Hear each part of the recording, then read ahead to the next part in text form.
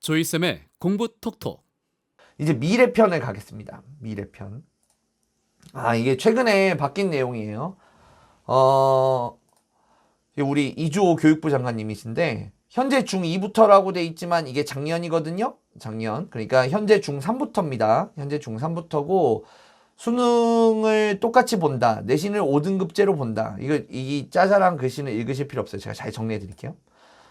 두 개가 바뀌어요. 수능 제도가 개편되고 내신 제도가 개편됩니다.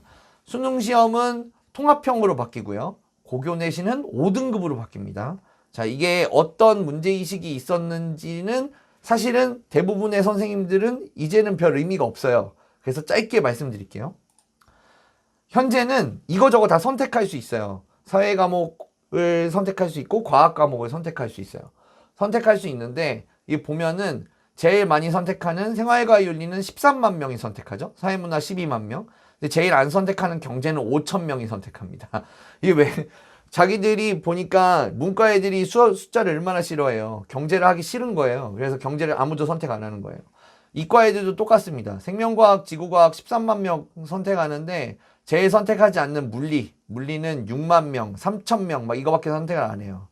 그러면 이게 여러 과목이 있을 때는 이 난이도를 조절해 주기 위해서 과목의 표준 점수라는 걸 부여해 줘요. 그래서 제일 못하는 애, 잘하는 애 점수를 이렇게 평균을 내 가지고 이 과목은 학생들한테 어려웠구나, 이 과목은 학생들한테 쉬웠구나 하면서 점수를 맞춰 주거든요. 근데 이게 어이가 없는 게, 그러면은 경제랑 물리가 점수가 높아야 되잖아요. 근데 경제랑 물리가 점수가 낮아요. 이게 왜 그러냐면 경제나 물리나 잘하는 애들만 들어가 있는 거예요. 그리고 생활과 윤리, 뭐 사회문화 이런 애들은 못하는 애들도 수두룩 빽빽 들어가니까 표준 점수가 완전히 망가져 버리는 거죠. 그래서 애들이 더더욱 어려운 과목을 선택 안 해요. 자기가 경제학과 갈 건데 경제 선택 안 해요. 물리학과 갈 건데 물리 선택 안 하고. 그래서 요거를 이제 통합해서 없애버리겠다는 겁니다. 그래서 원래 국어도 요 선택 과목들이 있었어요. 그런 거 없이 통합하고, 수학도 통합하고, 확률 통계, 미적 기하 이런 거 없이. 그리고 이제 사회과학도 통합하고, 그리고 직업 탐구는 사실은 이건 특성화고 애들 거니까 영어는 원래 통합돼 있었습니다. 그래서 수능 제도 개편에 대해서는 사회과학이 통합되는 게 제일 중요합니다. 현재는 사회과학이 통합되기 전이라서 두 과목만 공부하면 되는데 이제는 8과목 공부해야 되게 생겼어요. 그래서 사실은 고등학교 학생들이 수능 공부할 때 좀 공부량이 많이 늘었어요. 이건 어쩔 수 없다. 기하가 제거됐고 문이과가 통합효과가 있을까? 하는 게 좀 있습니다. 이거 자세히 보시면은 원래 수학은 확률 통계, 미적, 기하였거든요. 그런데 이제 대수, 미적, 확률 통계 다 넣어주고, 여기 원래 요 밑에 표에 그 심화 수학이라는 걸 선택하자, 이과 애들을 위해서, 요런 논의가 있었어요. 근데 이게 교육부랑 대학교는 너무 하고 싶어 하고 학부모들과 학생은 너무 싫어하는 거죠. 그래서 지금 약간 답보 상태입니다. 네, 이게 어떻게 될지 몰라요, 아직. 그리고 수능 공부가 양적으로 많이 는 게 사실이에요. 최저학력 기준, 국어, 영어, 국어, 수학, 영어 이렇게 맞춰야 되는데, 이게 막 기준이 느니까 사회과학을 아마 학생들이 선택하지 않고, 현재는 영어를 잘하면 영어, 사회 뭐 이런 식으로 선택을 많이 하거든요. 근데 이제 사회를 빼겠다는 거죠, 학생들이. 가능성이 이런 식으로 열리게 되는 거고, 내신 제도가 5등급으로 바뀌는데 현재는 9등급이에요. 근데 1학년은 상대평가를 합니다. 1학년은 상대평가 9등급을 하고 2, 3학년은 심화 과목, 선택 과목이라 절대평가를 해요. 그리고 뭐 그 중에 일부는 또 상대평가를 해요. 그러니까 1학년은 상대고 2학년은 절대고 이런 식이에요. 지금 밑에 보시는 게 이제 상대평가인데, 이게 실제로 어떤 학생, 공부를 조금 적당히 못하는 학생의 성적표를 제가 가져왔거든요. 그러면 석차 등급이 4등급, 5등급, 4등급, 5등급, 5등급, 5등급 이렇게 나온단 말이에요. 그런데 2학년이 됐더니 몇 과목은 없어져요, 갑자기. 분명히 들었는데. 이게 왜 없어지냐 하면 절대평가 과목이었던 거예요. 이거는 그냥 A, B, C, D, E 요거만 나오는 거예요. 요거만. A, B, C, D, E만. 그래서 절대평가 과목과 상대평가 과목이 지금 같이 있어요. 현재는. 그랬는데 이렇게 하니까 어떤 일이 생기냐면 대학교가 2, 3학년은 내신을 아예 보지도 않아요. 1학년 상대평가 점수만 받겠다는 거예요. 이렇게 하면은 학생들 입장에서는 너무 좌절스럽잖아요. 내가 2, 3학년 아무리 열심히 해도 1학년 때 잘한 것만 되니까. 그래서 현재 자퇴율이 올라가고 있어요. 자퇴율. 학생들이 1학년 때 해보고 안 되니까 자퇴를 막 합니다. 네, 정시하려고. 그래서 과목 선택에서 이제 자기 미래랑 상관없이 막 내신에 유리한 과목만 선택하고, 그리고 자기는 원래 물리학과를 가야 되는데 물리는 상대평가인 거예요. 물리 안 하고 절대평가인 거 선택하고 그런 경우가 많아요. 그래서 이런 거를 개선하려고 이제 사실은 5등급으로 바꾸고 전 과목 상대평가 다 할 수 있게 해준 겁니다. 전 과목을 다 상대평가. 5등급으로 바꿨다는 건 현재 1, 2, 3, 4, 5, 6, 7, 8, 9인데 1, 2, 3, 4, 5로 바꿔줬어요. 그래서 이렇게 바꾸면 어떤 효과가 있냐면요. 상위권은 상대평가 부담이 되게 심합니다. 현재보다 더 심해지는 거예요. 3학년 막까지 막 싸워야 되거든요. 되게 심해지고 중하위권은 여전히 상대평가가 좌절될 확률이 높아요. 왜냐하면 아까 표를 보여드렸지만 내신은 올라가지 않을 테니까. 그래서 어쨌든 내신 양극화는 더 심해질 거고 이건 좀 힘들어질 겁니다. 사실은.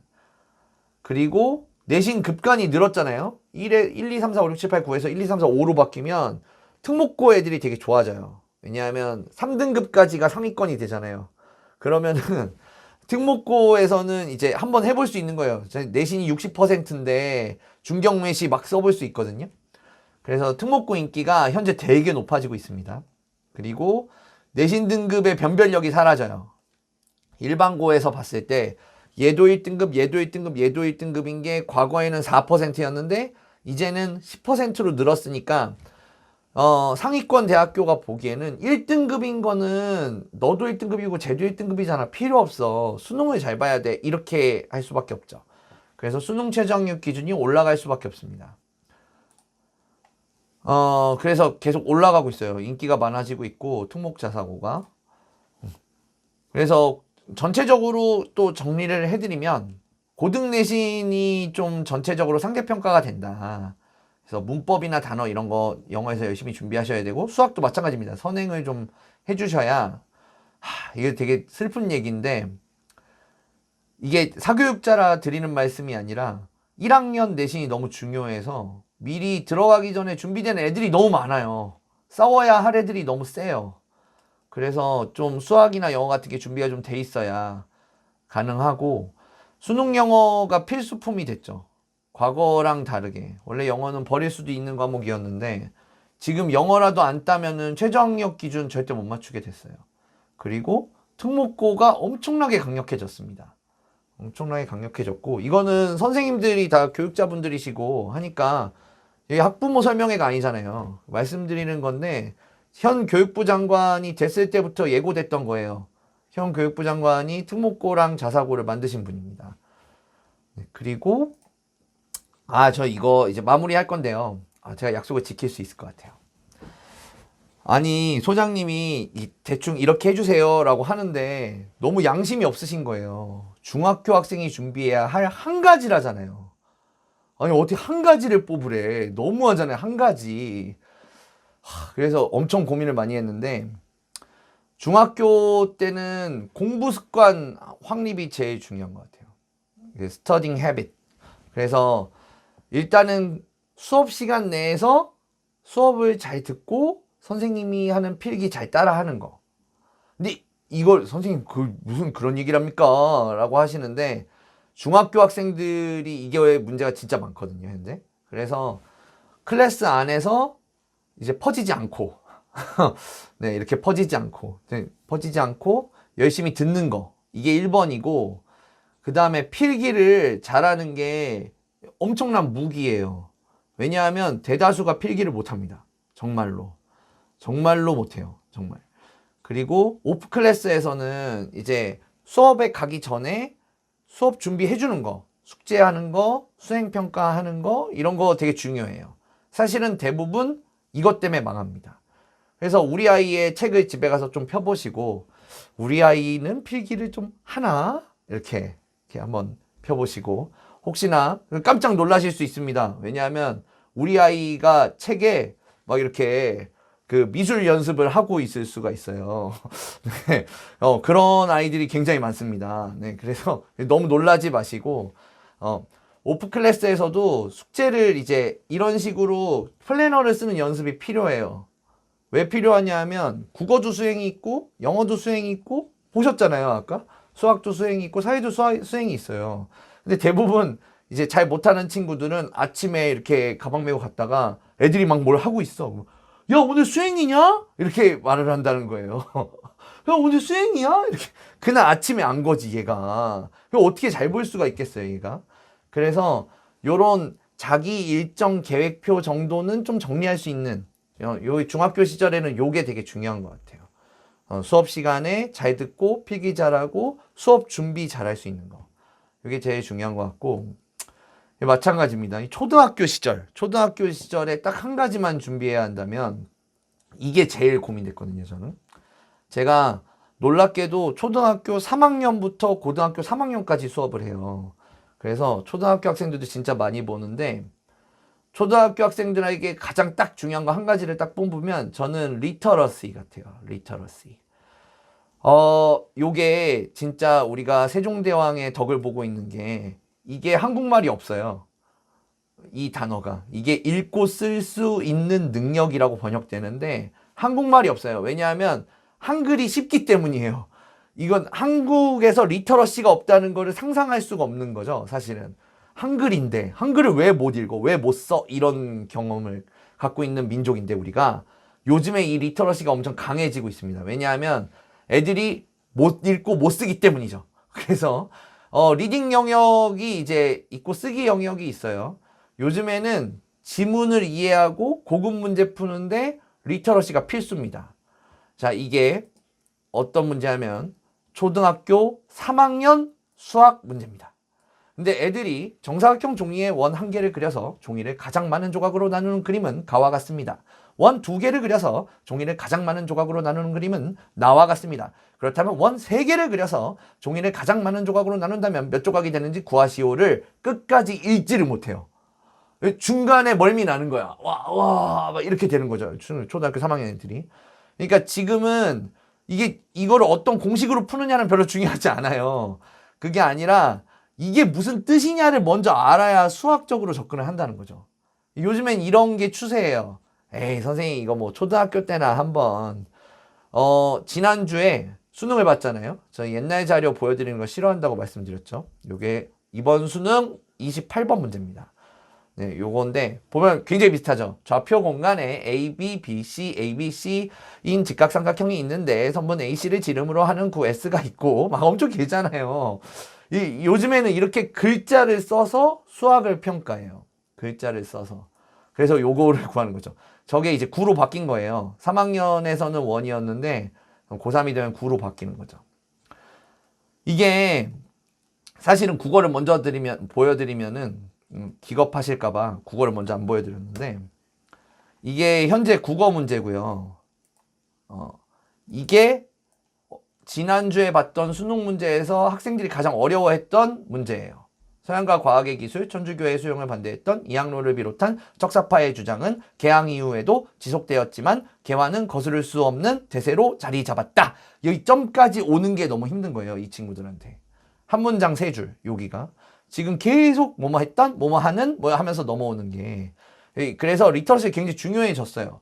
작년에는 어떤 것도 냈냐면 너무 철학적이고 과학적이고 그런 거 내서 어렵게 하지 마라 라고 교육부에 지시를 내렸더니 국어 선생님들이 이런 걸 냈어요.